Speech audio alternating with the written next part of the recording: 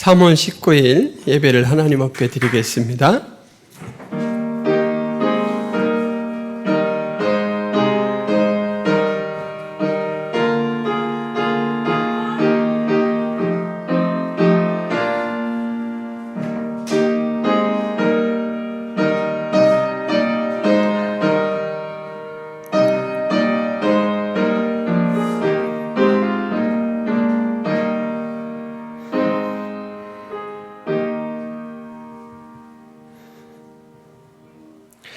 지극히 광대하신 하나님, 우리를 무한히 사랑해 주셔서 죄 가운데 구원해 주시고 예배에 이 벅찬 자리에 불러주신 은혜를 감사합니다. 오늘도 마음과 뜻을 다하여 주님 앞에 나아갈 때 저희들을 받아 주옵시고 저희들의 경배를 통하여 영광 누려 주옵소서. 예수 그리스도의 이름으로 기도하옵나이다. 아멘. 전능하사 천지를 만드신 하나님 아버지를 내가 믿사오며 그 외아들 우리 주 예수 그리스도를 믿사오니 이는 성령으로 잉태하사 동정녀 마리아에게 나시고 본디오 빌라도에게 고난을 받으사 십자가에 못 박혀 죽으시고 장사한 지 사흘 만에 죽은 자 가운데서 다시 살아나시며 하늘에 오르사 전능하신 하나님 우편에 앉아 계시다가 저리로서 산자와 죽은 자를 심판하러 오시리라. 성령을 믿사오며 거룩한 공회와 성도가 서로 교통하는 곳과 죄를 사하여 주시는 곳과 몸이 다시 사는 것과 영원히 사는 것을 믿사옵나이다. 아멘.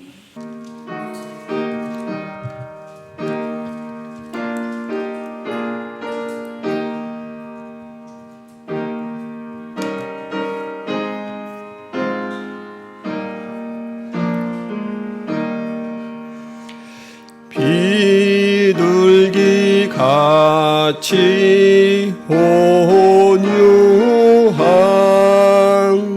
은혜의 성령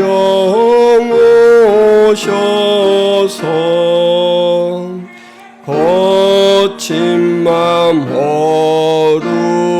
어루만지사 위로와 평화 주소서. 진리의 빛을 비추사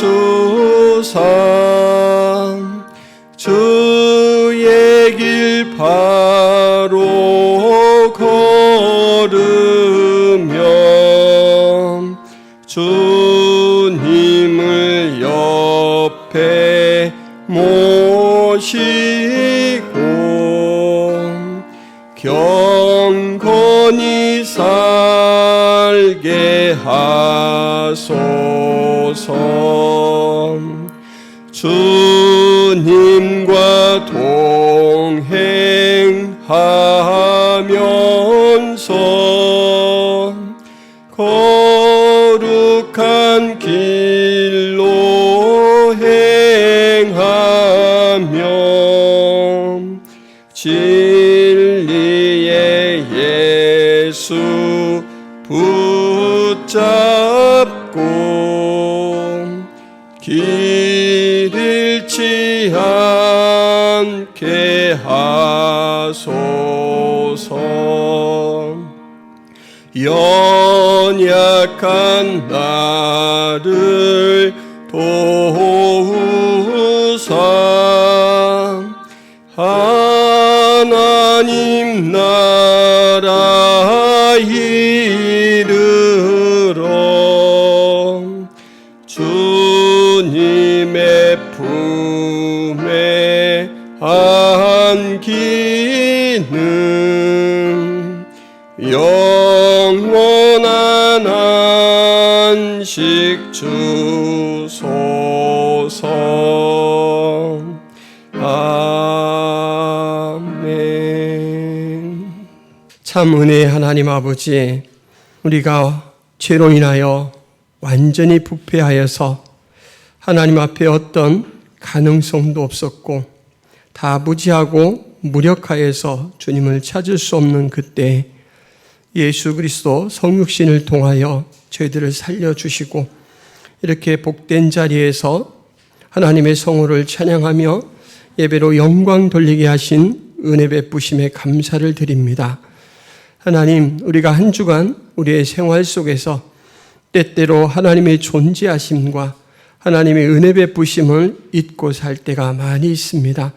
주께서 다스리시고 주께서 영광 받으시는 세계인 줄을 저희들이 망각하고 마치 저희의 삶의 현장이 다인 것처럼 살아갈 때가 있사온데 하나님, 저희들이 정신을 차리고 주의 경영을 따라 살게 하여 주옵소서.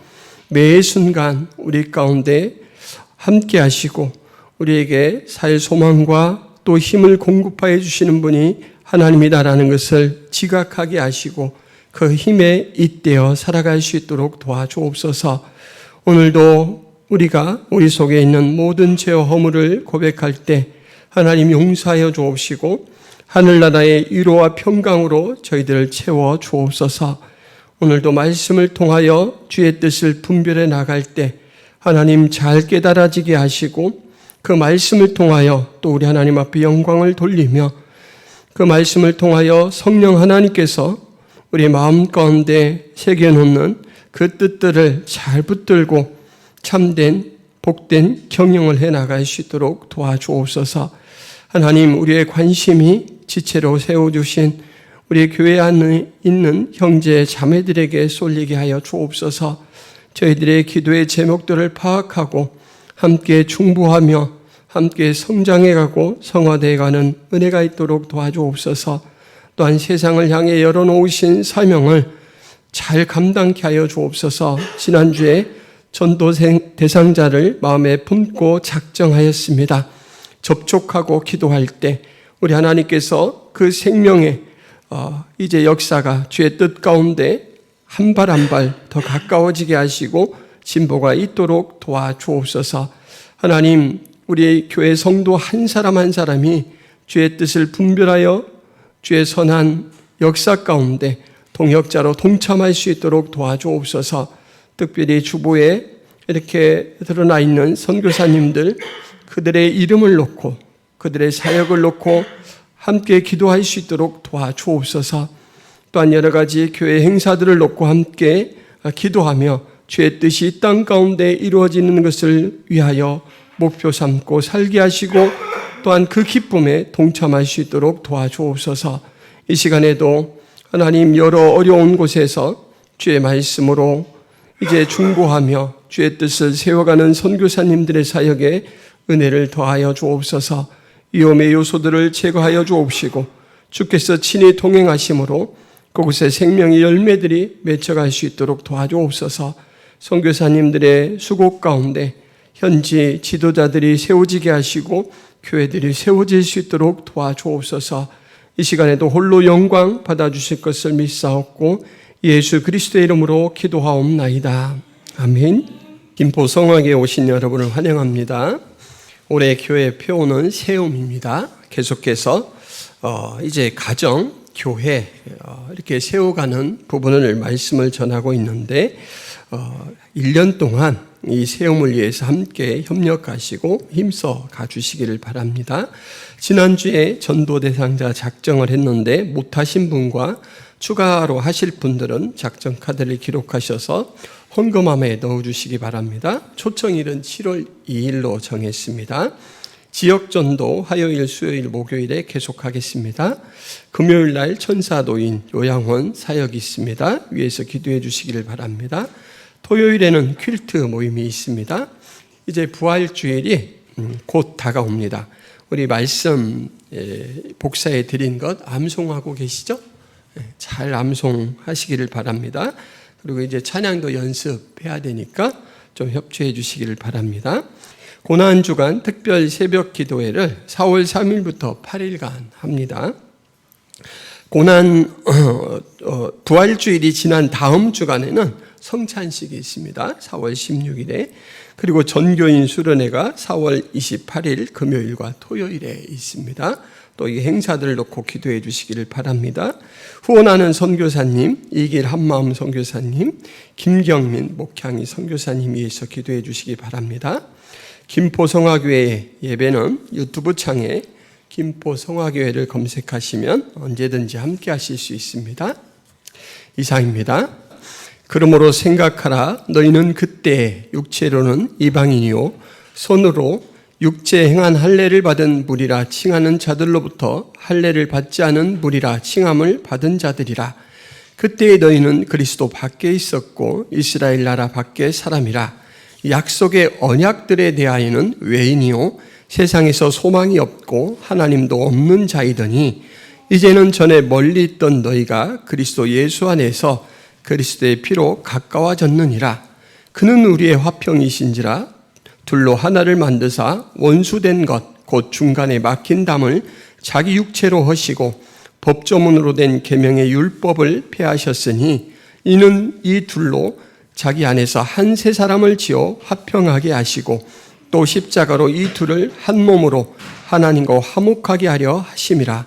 원수된 것을 십자가로 소멸하시고 또 오셔서 먼 데 있는 너희에게 평안을 전하시고 가까운 데 있는 자들에게 평안을 전하셨으니 이는 그로 말미암아 우리 둘이 한 성령 안에서 아버지께 나아감을 얻게 하려 하심이라.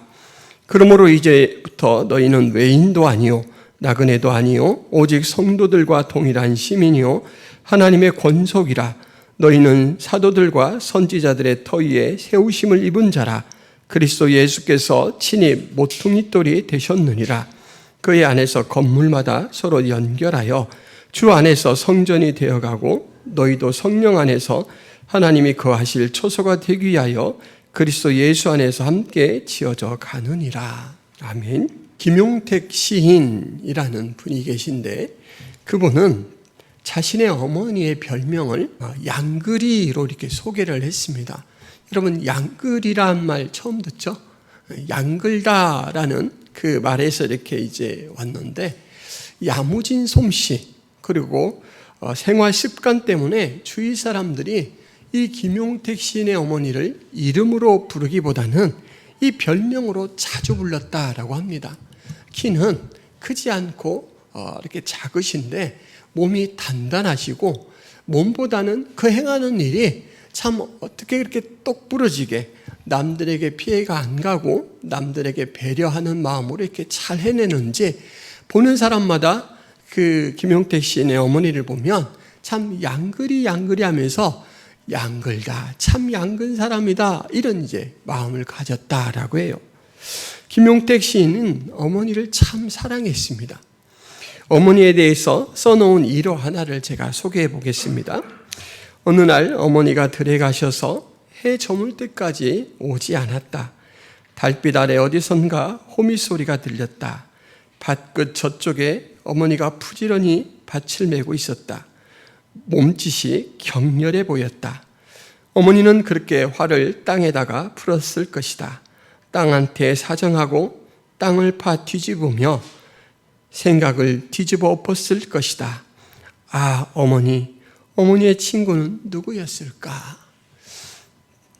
저는 이 고향이 시골이라 이 김용택 시인이 써놓은 글을 딱 읽으니까 금방 와닿습니다. 저희 어머니도 이제 여름에 해가 넘어갔을 때 깜깜한데 오지 않아서 제가 이렇게 마중을 나가면 아직도 밭에 계셔요. 밭에 계시면서 그때 이제 깨를 틀고 있는데 그 달도 정말 이제 차오르는 달이 아니고 한참 시간이 지나서 밝게 비치는 그 달빛 아래서 막 깨를 터시는 거예요. 그러니까 옛날 어르신들은 본인의 몸을 돌보지 않고 어떻게든지 그것들을 수확해서 자녀들의 살림에 좀 보태고 그 생활이 나아지도록 쓰려고 애를 쓰셨죠. 그런데 오늘 김용택 시인은 어머니가 오지 않아서 한 발 한 발 밭까지 갔는데 결국은 밭에까지 당도를 했습니다. 근데 어머니가 호미로 열심히 밭을 메고 있어요. 그런데 다른 때보다 몸짓이 훨씬 격렬해 보였다라고 말하죠. 어머니 머릿속에 뭔가 고민이 있고 마음에 답답함이 있어서 막 그것을 밭을 매면서 머릿속에는 생각을 하는 거죠. 그래서 오늘 김용택 씨는 뭐라고 표현하냐면, 어머니는 그렇게 화를 땅에다가 풀었을 것이다. 땅 한때 사정하고 땅을 파 뒤집으며 생각을 뒤집어 엎었을 것이다. 이렇게 말하죠. 저는 김용택 시인의 글을 보면서 이분은 참 자신의 어머니에 대해서 많은 것을 알고 계시구나, 이런 생각을 했습니다. 여러분, 저는 어머니에 대해서 이만큼 알고 있을까 생각해 봤는데 그렇지 않은 것 같아요. 우리 어머니가 좋아하시던 것은 무엇이었지? 라고 이렇게 질문을 좀 더 구체적으로 좁혀서 생각해 봤는데, 음식은 뭐를 좋아하셨을까? 옷은 무엇을 좋아하셨을까?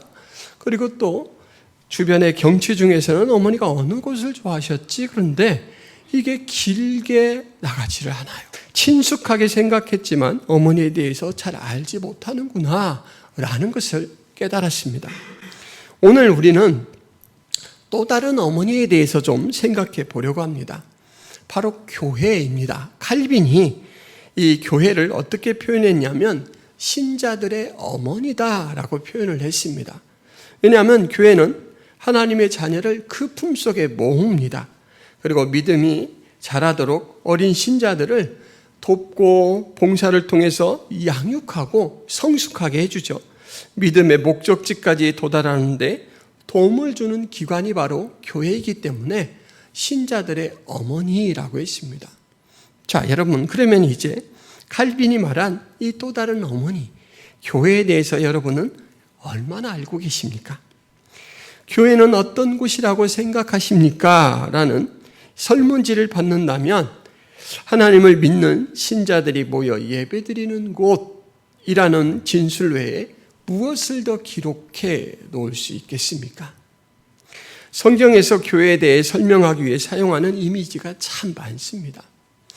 여러분, 만약에 교회는 어떤 곳이라고 생각하십니까? 라는 설문지를 전혀 교회를 출석해 보지 않은 일반 사람들에게 대상으로 돌렸고, 그리고 이제 막 교회를 다니고 계신 분들, 이제 기간은 다양하겠죠. 그런 분들에게 돌리고, 또 한 대상은 전도사님, 강도사님, 목사님 같은 교역자들에게 이렇게 설문지를 준다면 여러분, 답변하는 시간이 누가 제일 오래 걸릴까요? 문제는 딱 한 항목입니다. 교회가 어떤 곳이라고 생각합니까? 라고 나머지는 이제 백지 처리를 해서 드렸어요. 그럼 누가 시간을 가장 많이 쓸까요? 제가 대답해야 되겠죠? 믿지 않는 사람은 아까 제가 읽어드린, 그래, 하나님을 믿는 사람들이 모여서 예배드리는 곳, 장소 중심으로 교회를 기록하겠죠. 근데 그 이상은 쓸 말이 없어요. 왜냐하면 교회에 대해서 몰라요. 그런데 교회 다니는 사람들은 이제 거기에 더 기록을 하겠죠. 교회는 건물, 장소보다는 사람을 지칭하는 것이다. 이렇게 이제 핵심을 또 쓰겠죠. 그런데 가장 많은 시간을 할애할 사람은 교역자들일 것입니다. 왜냐하면 성경은 교역자의 이 교회에 대한 이미지를 100가지 넘게 제시를 합니다. 여러분, 삼위 하나님과의 이 관계 속에서 교회를 뭐라고 이야기하냐면, 성경은 성부 하나님과 연관할 때 그 백성이다 라고 말합니다. 하나님이 목자라면 그 백성은 양이다, 이렇게 또 기술을 해요. 그리고 성자 예수님에 대해서는 예수님은 교회의 머리고 교회는 몸이다, 이렇게 이야기를 합니다. 성령과 관계에서는 성령이 거하시는 전이다, 성전이다, 이렇게 이야기를 해요. 여러분, 이 안에 있는 성도들끼리에 대해서는 뭐라고 이야기합니까? 예수 머리에 붙어있는 각각의 구별된 지체다 그래요. 그래서 우리는 한 몸을 이루고 있는데 너는 발의 역할, 나는 손의 역할, 이렇게 이제 구별을 하죠.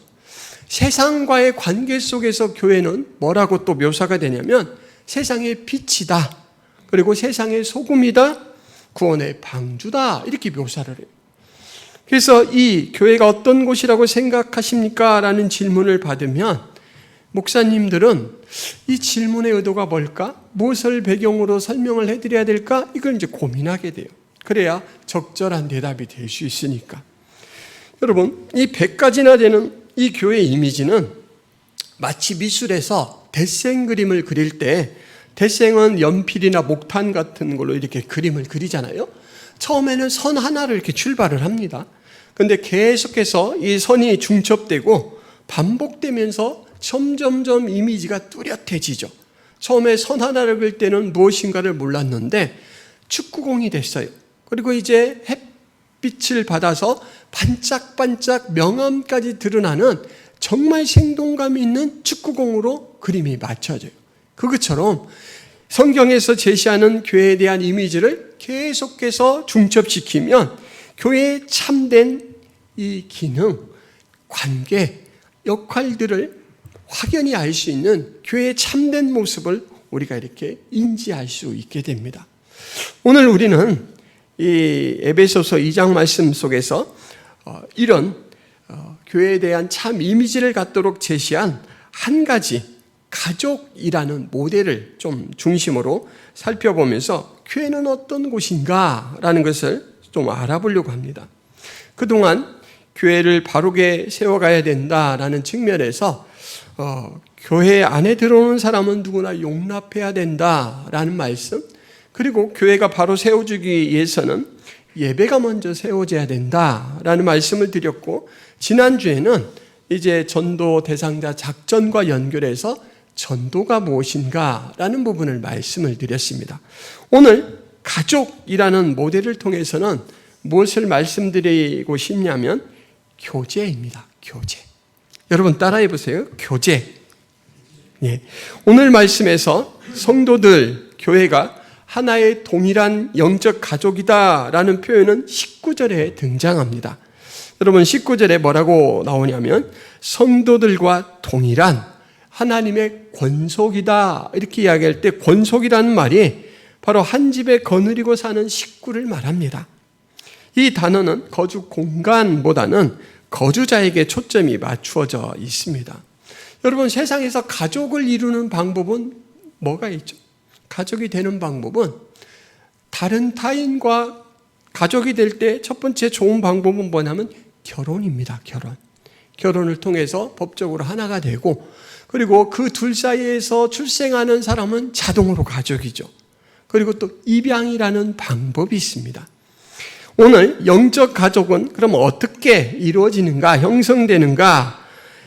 13절에 보면 전에 멀리 있던 너희가 그리스도 예수 안에서 그리스도의 피로 가까워졌느니라. 그리스도의 피, 그리스도 때문에 한 가족이 된다 이렇게 이야기를 하고 있습니다. 20절에 그리스도 예수께서 친히 모퉁이돌이 되셨느니라. 이스라엘에서 모퉁이돌은 중심돌입니다. 이 중심돌이 놓여지면 이제 그 양쪽으로 이렇게 계속 돌들이 놓여지면서 건물들이 형성되거든요. 그러니까는 이 모퉁이돌이라는 것은 바탕이 되는 돌, 그러니까 예수 그리스도의 바탕을 두고 교회가 탄생하고 성장한다, 한 가족으로 이렇게 형성된다라는 뜻이죠. 16절 예수께서 십자가로 둘을 한 몸으로 하나님과 화목하게 만들었다 그러죠. 둘을 한 몸으로 만들었다. 이전에는 타자였는데 이제는 예수 그리스도에게 연합되어 있는 한 몸이 되었다 표현하고 있고, 18절은 예수님께서 둘이 한 성령 안에서 아버지께 나아감을 얻게 하셨다 이렇게 말하고 있습니다.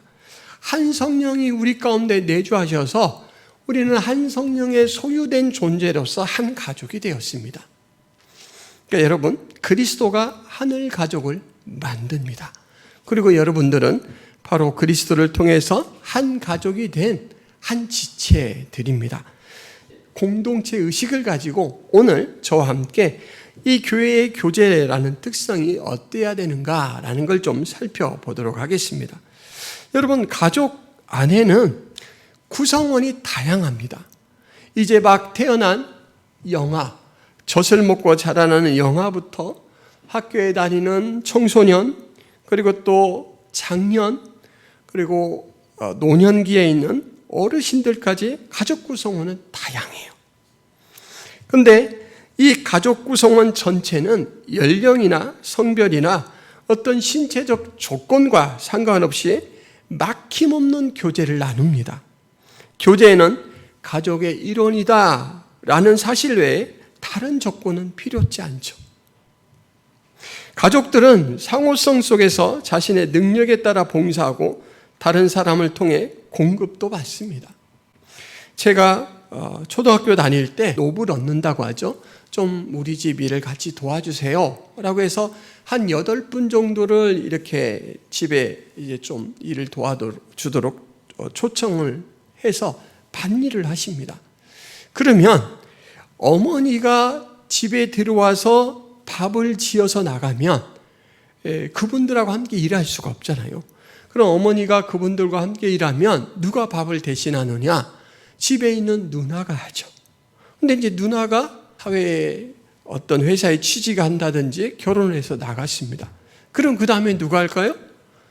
그 다음 또 자식이 하겠죠. 그런데 어느 날 제 차례가 됐어요. 그래서 제가 밥을 했습니다. 그 전기밥솥이 아니고 그때는 이제 불을 이렇게 지펴서 해야 되는 가마솥밥을 해갔습니다. 가마솥밥을 해서 가지고 나가면서 어머니가 했던 것을 제가 자세히 보았거든요. 누룽지까지 잘 이렇게 해가지고 갔더니 저희 어머니가 그 동네 아주머니들 앞에서 밥 잘했다고 되게 칭찬을 하셔요. 근데 제가 그 칭찬을 받으면서 이 칭찬이 칭찬인지, 남자잖아요 제가, 밥 잘했다고 받는 칭찬이 과연 칭찬인지 되게 망설여졌어요. 근데 그러는 것이죠. 어머니가 할 수 없는 일을 딸이 대신하고 딸이 없어서 할 수 없는 일은 아들이 대신해요. 누군가는 그 역할을 자발적으로 메워줍니다. 근데 제가 어머니 제가 밥 지어 나갔으니까 용돈 5만 원 주세요. 이렇게 안 하죠. 당연히 해야 될 일로 알고 해요. 어머니도 당연히 요구할 수 있는 일로 알고 요구해요.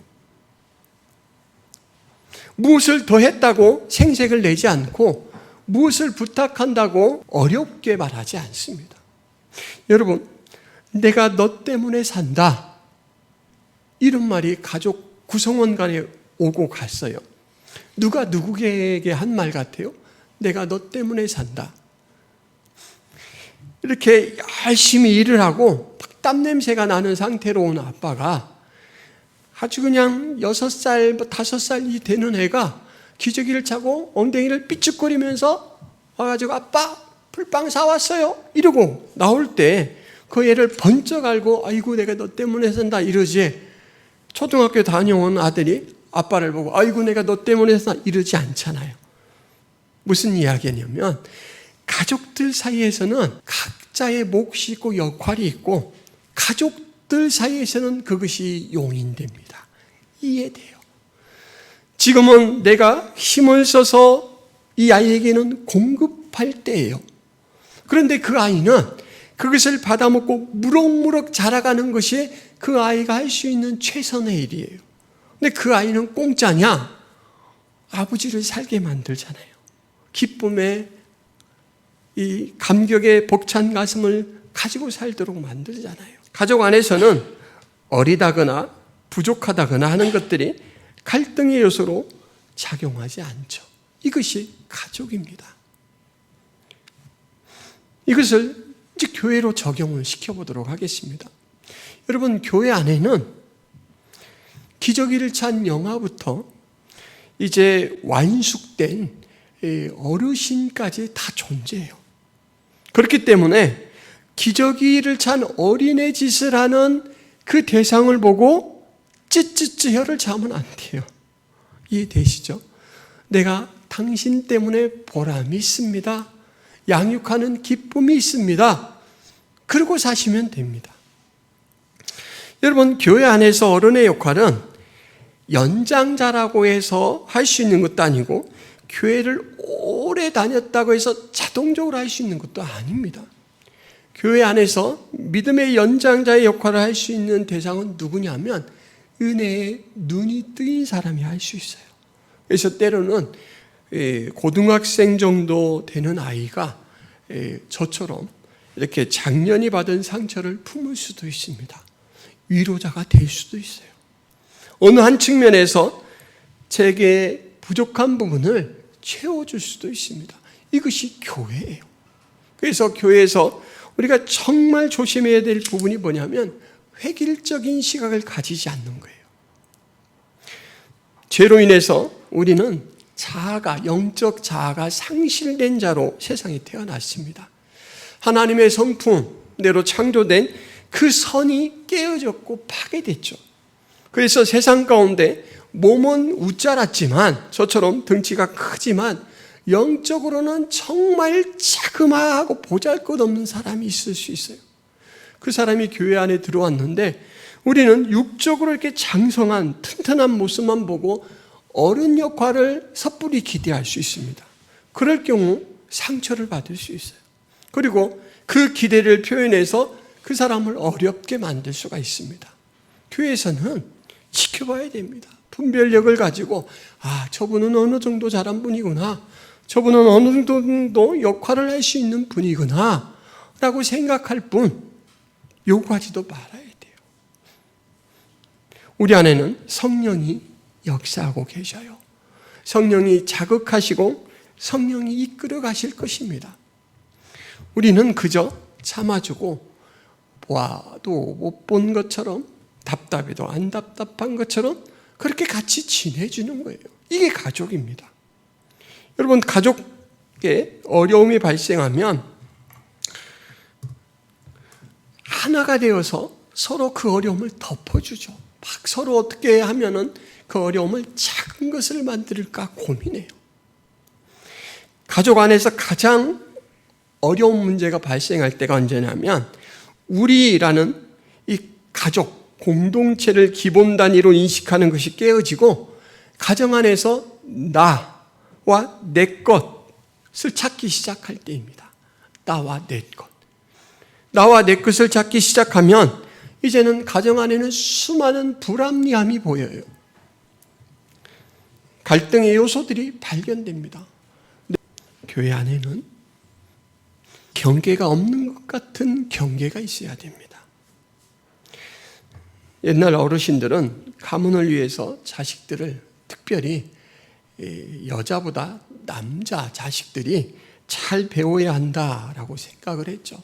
그래서 자식들이 여러 태어나면 남자들에게 올인하는 경향이 있었습니다. 그래서 딸에게는 많은 것을 포기시키기도 했고, 또 그러한 것을 잘 알고 있는 딸들은 자발적으로 포기도 하기도 했습니다. 저희 집에는 누나가 둘이 있어요. 남자 형제는 넷이 있습니다. 아버지는 6을 다 충분하게 공부시킬 여력이 없어요. 그래서 아버지는 누나 둘을 희생시켰습니다. 저희 큰 누나가 평생 회한으로 가지고 있는 게 무엇이냐면, 그때 큰 누나가 중학교에서 고등학교를 진학할 때까지만 하더라도 체력장이라는 것이 있었습니다. 체력 검사를 통해서 그 체력장 만점을 받으면, 만점은 받기 쉬운데요, 만점을 받으면 20점의 가산점이 있었습니다. 그때는 고등학교도 시험을 보고 비평준화해서 들어갔는데 저희 누나가 이 체력장을 못했습니다. 너 어차피 고등학교 안 갈 거니까 체력장 봐서 뭐 하겠니? 부모님이 만류하고 설득을 하니까 안 봤어요. 그런데 한 2달 후에 있는 시험 때가 다가오니까 누나가 그래도 보기는 할 망정 너무 좀 억울한 거예요. 그래서 시험이나 좀 보고 덜 서운해야겠다라고, 이왕 볼 시험, 제 집이 무주인데 전주에 있는 그 당시 이렇게 좀 유명한 학교 시험을 치렀어요. 이왕 안 갈 거 여기라도 보자, 원 없게. 근데 여러분, 저희 누나가 2점 차이로 떨어졌어요. 체력장 점수가 없어서 떨어졌어요. 다닐 건 아니지만 누나의 평생에 그게 새겨져 있었어요. 체력장까지 못 보게. 그래서 합격 통지서조차 받아보지 못했다라는 아쉬움이 있어요. 가족 안에서 누나가 희생을 했습니다. 그렇게 희생시켰다고 누나가 저희 아버지와 저희 어머니에게 원수처럼 지내고 너희 때문에 학교를 못 갔다라고 저희 남자 형제들에게 그런 자세로 대하느냐? 그렇지 않죠. 그때 그 희생을 누나는 가슴에 묻어두고 똑같이 사랑하고 또 가족의 일로 충실을 다합니다. 제가 대학교 들어가고 첫 입학금을 내야 될 때 가정에 좀 어려움이 있었는데 제 첫 입학금을 큰 누나가 내어주었습니다. 가족은 그런 것이죠. 주장하는 게 아니고 섬겨주고 기다려주고 용인해주고 그러면서 그 가족이 자라가는 거예요. 가족은, 이 가족들이 있는 가정은 안식처이고 쉼터이고 양육장입니다. 교회가 그런 곳이에요. 우리가 우리 것을 주장하면서 각을 세우기 시작하면 우리는 되게 거칠어집니다. 그리고 친절보다는 무례해집니다. 그렇게 되면 교회가 온기를 잃어버리게 돼요. 교회는 교제가 중요한데 그 교제는 그리스도께서 어떻게 하셨는가 그 원리, 그리고 지금도 성령이 일하고 계시다라는 사실을 믿고 하나님 앞에 맡겨야 됩니다. 여러분, 가족이 되면 때로는 내가 잘못하지 않았어도 불명예를 당할 때도 있죠. 제가 어렸을 때 형과 누나들이 아버지와 함께 산에 나무를 하러 갔습니다. 형과 누나 모두 어린 나이였죠. 그런데 추위에 여동생들이 덜덜 떨고 있으니까 오빠가 다가가더니 따뜻하게 불 피워줄까? 그러더니 말릴 새도 없이 어떻게 꽁치고 간 라이터를 꺼내서 마른 불덩 위에 불을 탁 놨어요. 그런데 그때 막 맞바람이 불어왔을 때고 이 산이 좀 가파랐는데 바람을 타고 그냥 이 산이 한 산등성이로 확 번져버렸습니다. 산 밑에 있는 저희가 봐도 불길이 막 보일 정도로 연기가 올라가고, 그래서 동네 사람들이 다 뛰어올라가서 진화를 해서 다행히 한쪽 면만 태웠어요. 근데 그 산 한쪽 면에 뭐가 있었냐면 산주인들의 문중묘가 있었습니다. 묘가 있었던 거예요. 묘가. 멀리서 보면 시커멓게 탄 묘들이 참 흉물처럼 보였어요. 큰 손해를 끼친 아들을 앞세우고 그날 저녁 아버지는 옆 동네에 살고 있는 산주인을 찾아갔습니다. 자기보다 훨씬 나이가 어린 그 동생뻘 되는 산주인에게 사과와 사죄를 하러 가는 것이죠. 자신은 마시지도 않는 정종 대병짜리 술을 한 병 마련하고 이제 아들을 데리고 갔습니다. 저희 아버지는 남에게 피해를 주는 것을 무엇보다도 싫어하시는 분이었어요. 그런데 아들이 저질러 놓은 일 때문에 이 불명예를 그대로 받아들이셨죠. 가족이기 때문에 피할 수도 없고 피할 생각도 없는 책임을 그렇게 담담하게 지셨습니다. 교회는 그런 곳이라는 거예요. 교회 안에 문제가 발생하면 그 문제를 밖으로 막 전하기 바쁜 사람이 있습니다. 바로잡아야 한다고 막 성토하는 분들이 있어요. 근데 여러분, 그러면 문제는 바로잡히는 게 아니라 오히려 상처가 많이 더 생깁니다.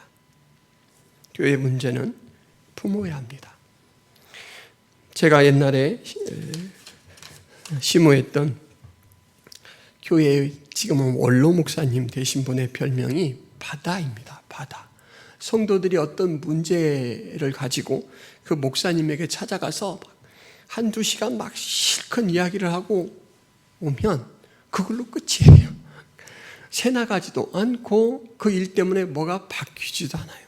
목사님이 그냥 가슴에 품고 기도해 주시고 위로해 주시고 그리고는 하나님께 맡기십시다 하고는 돌려보내죠. 그래서 큰 교회임에도 불구하고 교회가 늘 큰 문제 없이 잠잠했습니다. 여러분, 우리가 하나님의 교회에 가족이 된 것은 우리가 원해서가 아닙니다. 우리가 원한다고 해서 되는 것도 아니고 예수님께서 마태복음 6장 9절에 기도를 가르쳐 주실 때 이렇게 말씀하셨죠. 그러므로 너희는 이렇게 기도하라. 하늘에 계신 우리 아버지여, 이름이 거룩히 여김을 받으시오며. 이 말씀에서 아버지는 하나님과 기도하는 사람과의 관계 규정입니다. 너와 하나님은 아버지와 아들의 관계가 되었다. 이거는 일방적으로 하나님이 그렇게 선언해 주셨고 받아들여 주셨기 때문에 이루어진 관계죠. 그리고 또한 중요한 단어가 뭐냐면 우리라는 단어입니다. 우리라는 말은 기도하는 다른 사람과 기도하는 나와의 관계입니다. 우리라는 공동체, 가족이라는 입장에서 기도한다라는 거죠. 오늘 우리는 하나님의 자녀라는 한 가족 공동체로서 하나님을 만나고 있습니다. 그리고 우리는 서로를 만나고 있는 거예요. 이 서로 간의 관계도 매우 중요하다라는 것을 잊으시면 안 됩니다. 여러분, 가족 간의 이 교통의 원리는 사랑입니다. 디모데전서 5장 1절 2절에 늙은이를 꾸짖지 말고 권하되 아버지에게 하듯 하며 젊은이에게는 형제에게 하듯 하고 늙은 여자에게는 어머니에게 하듯 하며 젊은 여자에게는 온전히 깨끗함으로 자매에게 하듯 하라. 어르신은 어르신, 그리고 같은 나이 또래인 자매에게는 자녀에게 하는 그 형식으로 대하라라는 것이죠. 여러분, 갓난아이가 온다고 이불에 던지지 않습니다. 할아버지 할머니가 노동력이 없다고 식사를 부실하게 드리지 않죠. 아버지가 밤늦도록 들일을 하고 왔다고 결코 자식들 앞에 우쭐대지 않습니다. 가족은 각각 역할이 있고 그 자기 선에서 최선을 다하고 그리고 다른 가족들에 대해서는 사랑으로 대하고 사랑을 받습니다. 이것이 가족이다라는 것이죠. 한편으로는 수혜자이면서 다른 한편으로는 수여자로 사는 모습, 이것이 가족이죠. 여러분, 노아의 방주를 한번 생각해 보겠습니다. 노아의 방주에는 동력장치와 조향장치가 없습니다. 동력장치라는 것은 어디로 나아가도록 하는 이제 운동력을 부여하는 장치죠. 이게 없어요. 조향장치는 방향을 정하는 키입니다. 여러분, 이 동력장치와 조향장치가 없는 방주, 이걸 배라고 부를 수 있을까요? 배 기능에서는 오직 한 가지밖에 안 살아있어요. 부력입니다. 부력. 떠 있는 거예요. 방주라는 말, 이 방자는 모방자입니다. 네모나다라는 말이에요. 네모난 배예요. 여러분, 이 배가 잘 진행하기 위해서는 물의 저항을 덜 받도록 유선형으로 만들어야 되죠. 그런데 그렇지 않아요. 그냥 네모난 배예요. 그리고 동력장치도 조향장치도 아예 설비하지 않은 배입니다. 그리고 이 배는 1년 조금 남짓 쓰이다가는 더 이상 쓰지 않았어요. 120년간 건조한 배를 1년 딱 한 달 정도 더 기간 동안 쓰고는 쓰지 않았어요. 얼마나 큰 낭비라고 생각할 수 있는데 그렇지 않습니다.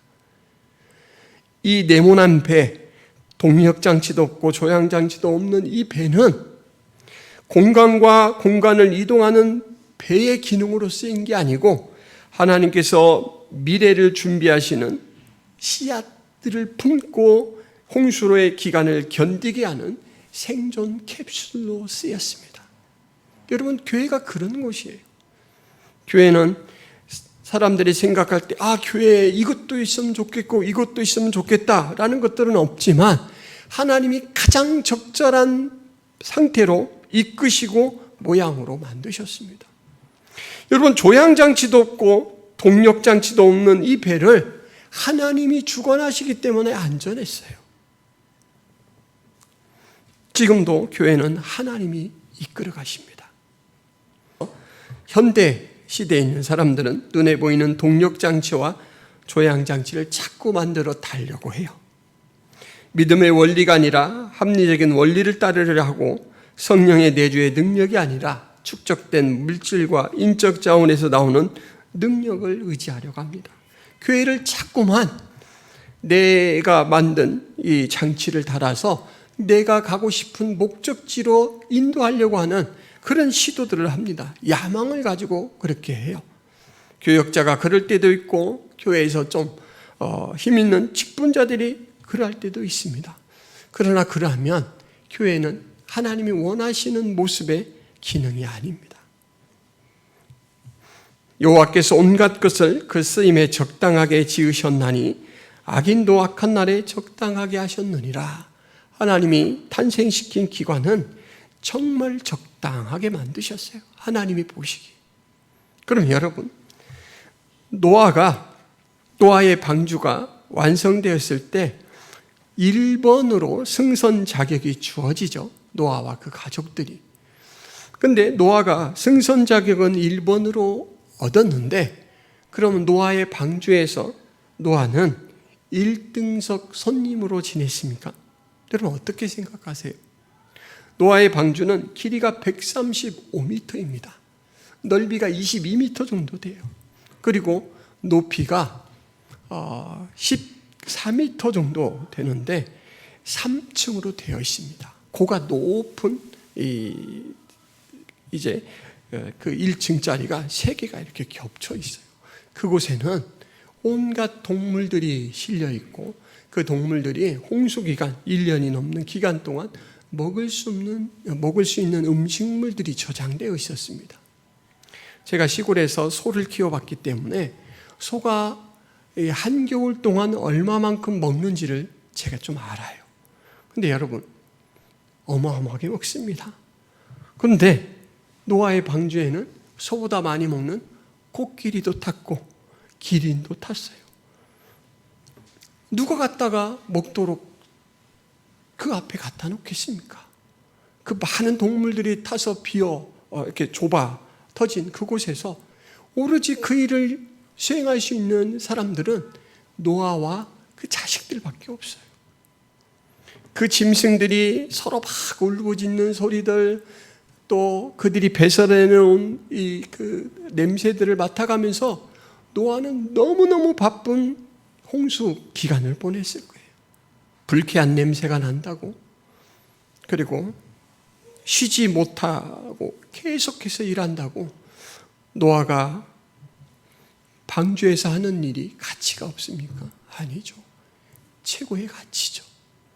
교회가 그런 곳입니다. 우리가 먼저 된 자가 훨씬 더 일을 많이 할 수밖에 없습니다. 아니까, 능력을 받았으니까. 그렇게 쓰임받기를 바랍니다. 교제. 교회가 가족 공동체라는 측면에서 이 교제라는 부분이 가장 중요한 요소 중에 하나이고, 그 교제는 사랑의 원리로 진행돼야 된다. 어린아이부터 어르신, 누구라도 다 있는데 각자의 때가 있고 역할이 있다. 우리는 겉모습만 보고 함부로 기대하거나 요구하지 말고 오직 성령님께서 이뤄가시는 마치 노아의 방주처럼 부력밖에 살아있지 않은 그런 기관이지만 하나님이 적절하게 쓰실 것이다. 안식처로 쓰시고 양육의 터전으로 쓰실 것이니까 우리는 믿고 그분을 따라서 살자라는 이 부분이 교회를 세워가는 중요한 요소, 교제라는 측면에서 이 말씀을 통해서 강조를 드린 부분입니다. 기도하겠습니다. 하나님 아버지, 하나님의 권속으로서 이 땅을 우리라는 한 공동체로 살아가는 저희들 인식이 흐려지지 않도록 도와주옵소서.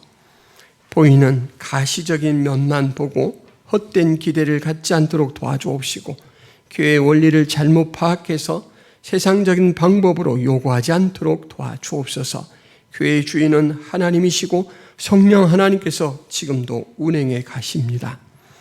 영아부터 완숙한 어르신의 모습까지 교회를 채우는 많은 구성원들이 있고 각자 필요한 역할로서 기능을 하고 수혜자로서 또는 수요자로서 살아가고 있음을 압니다. 저희들 이해하고 인내하고 용인한 모습으로 그 가족의 역할들을 감당해 나가게 하여 주옵소서. 또한 하나님, 그것이 전부이지만 아쉽지 않은 모습 갖게 하여 주옵소서. 세상 것들은 낮아지게 하시고 멀어지게 하시고 이 영적 원리로서 더욱더 세워지고 높아지는 교회 그리고 저희들이 되게 하여 주옵소서. 예수 그리스도의 이름으로 기도하옵나이다. 아멘.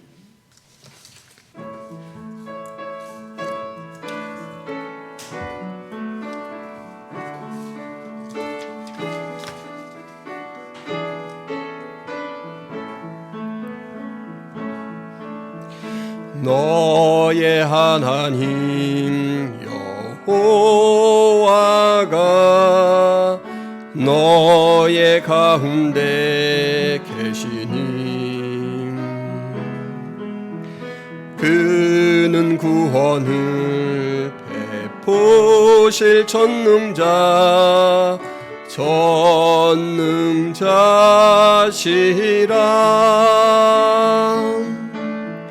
그가 너로 인하여 기쁨을 이기지 못하시며 너를 잠잠히 사랑하시며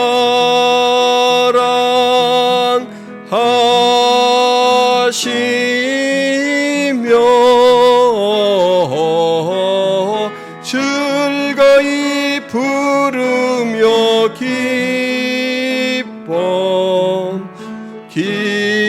기뻐하시리라. 즐거이 부르며 기뻐하시리라.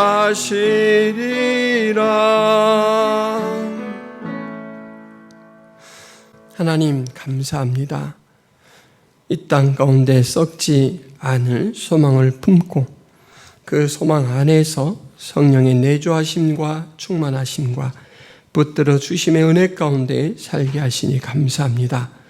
오늘도 그 은혜에 감사의 고백을 담아 헌금을 주님 앞에 기쁘게 드리오니 하나님 연락하여 주옵소서. 드리는 손길과 마음에 한량없는 복을 내려 주옵소서. 이제는 예수 그리스도의 은혜와 하나님 아버지의 크신 사랑과 성령 하나님의 감화 교통의 역사가 김포성악의 모든 성도들 머리에 하나님 백성들 머리에 이제부터 영원토록 함께 있을지어다. 아멘.